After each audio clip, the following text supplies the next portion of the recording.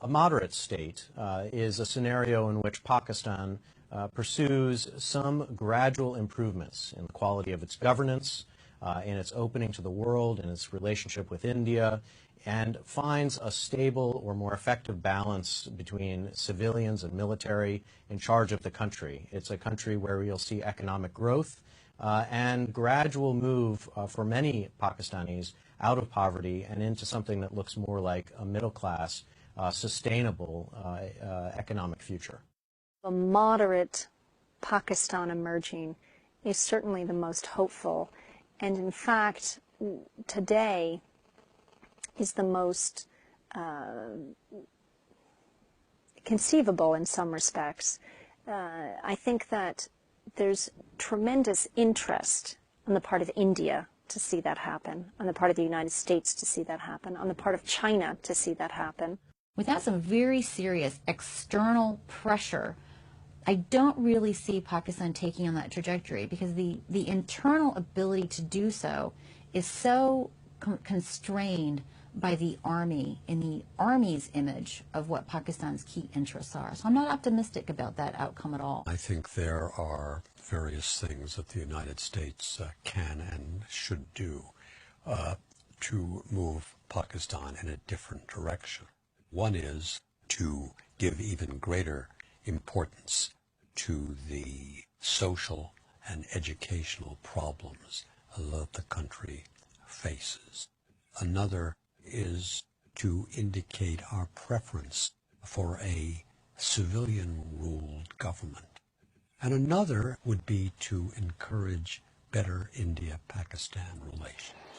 पाकिस्तान और अमेरिका के ताल्लुकात की तारीख बहुत से ड्रामाई उतार चढ़ाव से पुर है। ताहम उसामा बिन लादेन की पाकिस्तानी सरजमीन पर मौजूदगी का राज खुलने के बाद से ये ताल्लुकात एक नए चैलेंज से दो चार हो गए हैं। The U.S. needs answers from Pakistan on how bin Laden could have remained in this compound for 6 years. जनूबी एशिया के उमूर की तज्जियाकार लीजा कर्टिस जिस सवाल के लिए पाकिस्तान के अमरीका को जवाबदेह ठहराने का जिक्र कर रही हैं, ये सवाल अमरीकी ही नहीं, पाकिस्तानियों के जहनों और जबानों पर भी आम है। What a wonderful opportunity. कई तज्जियाकार कह चुके हैं कि ये सिविलियन ताकतों के लिए किस कदर अहम मौका है कि वो 1971 में मशरक़ी पाकिस्तान की अलहदगी के वाक़ये के बाद ज़ुल्फ़िकार अली भुट्टो जैसी कारकर्दगी दिखा सकें। अमरीकी दारुलहुकूमत वाशिंगटन डीसी के एक थिंक टैंक हसन इंस्टीट्यूट में जमा होने वाले माहिरीन के इस पैनल की राय में मौजूदा हालात पाकिस्तान की सियासी क़यादत के लिए एक मौका फराहम करते हैं कि वो गैर सियासी ताकतों के असर से अलग होकर अपने दाखिली मसाइल और बैनुल-अक़वामी ताल्लुकात की उलझनों में कमी लाने के लिए जुरतमंदाना किरदार अदा करें। ताहम लीसा कर्टिस इस मौक़िफ़ को जरूरत से ज्यादा अहमियत नहीं देना चाहती। मेरे ख्याल में ऐसा मुमकिन नहीं। फौज अब भी पाकिस्तान में बहुत बाइख्तियार है और अगर सियासी क़यादत फौज पर दबाव बढ़ाने की कोशिश करेगी तो इससे सूरत हाल मजीद गैर मुस्तहकम भी हो सकती है। मेरी राय में ये वक्त है कि फौज और हुकूमत जंगजुओं और उनके नजरिए के खिलाफ मुत्तहिद हों और उन्हें एक मुत्तफ़क़ा पैगाम दें।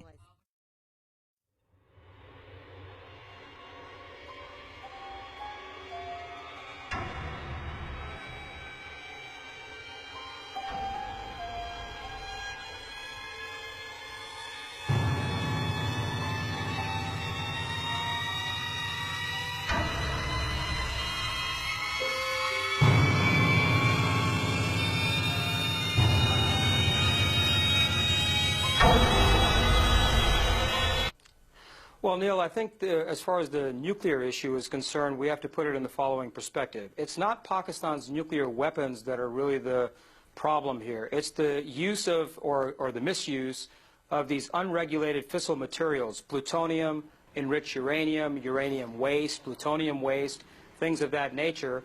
If those got into the wrong hands, they then enable an al-Qaeda type of organization to have in its hands the necessary capability to build a radiation dirty bomb that could then end up on our shores somewhere. That's what I think.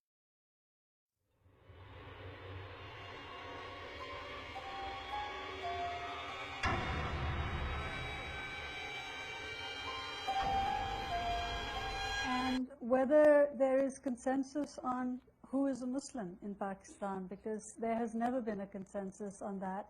And Pakistan was the world's first Muslim state, Islamic Republic.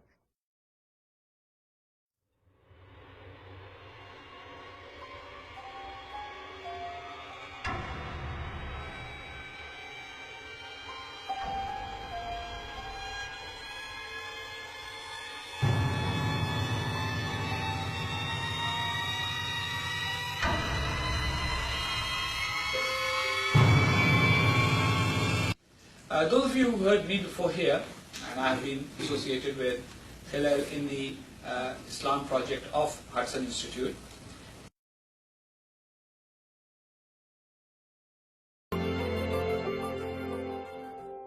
In the post-9/11 era, drawing on Hudson tradition, we have assembled the most talented team of researchers in the world, focusing on the ideological character of Islamic radicalism. We help national and international leaders understand the threat of radical Islam and terrorism and how it can be countered. Our scholars work to promote freedom and human rights, especially in the face of religious persecution.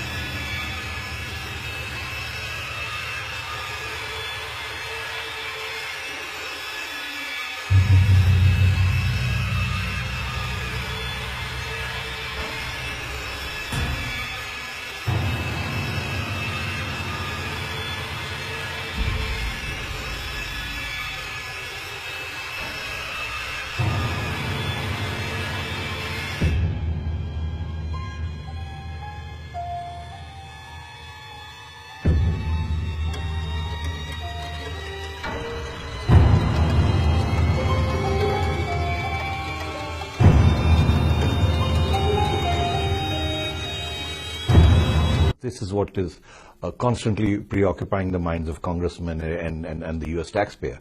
That we are giving you $1.5 billion a year. We've already given you about $20 billion. And hey, what have we got for it? Well, let me explain. First of all, you have got quite a lot for it, which is to say that Pakistan has lost nearly 35,000 people dead in fighting this war. And originally it wasn't our war, it was the United States war. We went along with it, and then there was this backlash. We've lost over 3,000 soldiers, which is more than anybody in Europe, any country in Europe has lost. I don't know, maybe the US has lost as many, but certainly 3,000 soldiers and officers is a lot of soldiers. And so we know that this is our war. Various administration officials, both currently and in the past, have made the case that cracking down on militants in Pakistan, the Haqqani network in particular, is in Pakistan's own security interests. What do you think both on that and also more generally about how to rein in militancy in Pakistan? Well, I think it's in our interests, most certainly, because we have to rein in not only militants, but curb all kinds of violence. But why only the Haqqani network? Why not the people who are out there in my city, killing people, out there kidnapping people? So the message has to be inclusive. That is what I am saying. And there is no doubt that we have had a very, I would use the word, weak, self-defeating, self-destructive policy in Pakistan. And if we don't change, then the international community is beginning to lose patience with us. And we have to recognize that. And therefore, if we are straight, we have our thinking correct, we know what is best for us, and then implement that, rather than play games, I suppose that we are in a position to negotiate much harder with the international community. I am sad to say that I don't see those components which can push Pakistan in the direction of this modern, progressive, democratic state in immediate future. Pakistan will have to go through a long process of 10 to 15 years of stability, economic growth, and a change in mindset in the establishment about their view about India. Without a friendly, peaceful relationship with India, Pakistan cannot even dream about such a scenario.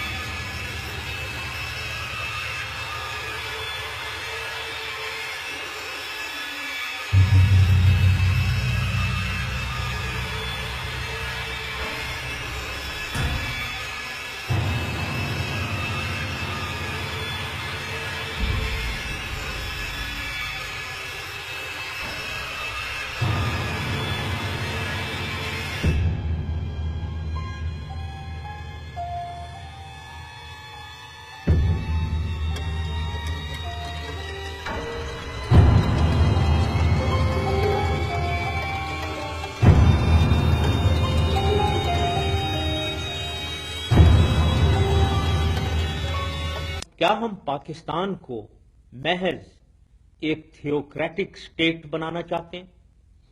کیا ہم یہ سمجھتے ہیں کہ محض مذہبی تعلیم governance کے لیے یا گورنمنٹ چلانے کے لیے کافی ہے؟ وکی لیکس کے جاری کردہ ایک امریکی مراسلے میں انکشاف کیا گیا ہے کہ مسلم لیگ نون کے رہنما چودھری نثار علی خان کے بیوی بچوں کے پاس امریکی شہریت ہے اور انہوں نے عوام کی نظر میں اپنی ساکھ بچانے کے لیے اسلام آباد کے بجائے لندن میں امریکی سفارت خانے سے اپنی بیٹی کے پاسپورٹ کی تجدید کروائی تھی۔ 19 ستمبر 2008 کو امریکی سفیر این پیرسن نے سفارتی مراسلہ واشنگٹن بھیجا جو چودھری نثار کے ساتھ ان کی ملاقات کی تفصیل پر مشتمل ہے۔ مراسلے کے مطابق چودھری نثار کا کہنا تھا کہ پرویز مشرف کے استعفے کے بعد سویلین حکومت کے تحت امریکہ اور پاکستان کے لیے مل کر کام کرنے کی مزید گنجائش پیدا ہونی چاہیے۔ انہوں نے پچھلے کچھ ہفتوں کے دوران ہونے والے واقعات پر تشویش کا اظہار کرتے ہوئے زور دیا کہ امریکہ اور پاکستان کو تعلقات میں بہتری کا راستہ تلاش کرنا چاہیے۔ مراسلے کے مطابق ہمیشہ کی طرح چودھری نثار نے اس بات پر اصرار کیا کہ مسلم لیگ نون اور وہ خود امریکہ کے حامی ہیں اور ان کے بیوی بچے امریکی ہیں۔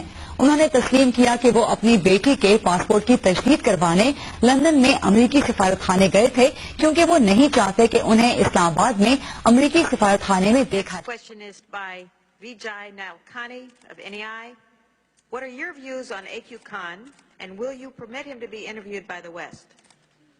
A.Q. Khan has confessed to exporting weapons of mass destruction. This was clearly in violation of Pakistan's policy.